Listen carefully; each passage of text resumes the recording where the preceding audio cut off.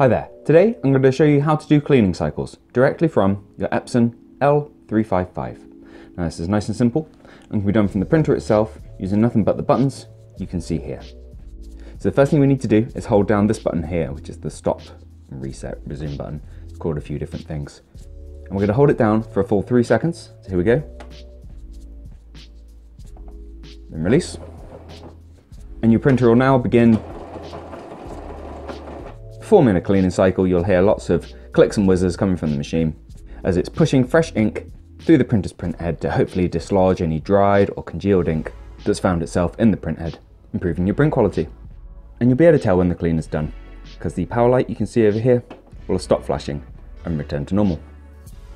Now once this is done, we'd recommend doing a nozzle check test page from the printer and double checking the results.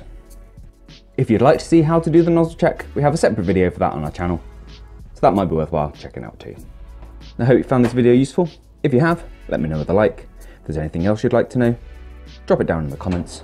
Otherwise, thank you for watching, and we'll see you in the next one.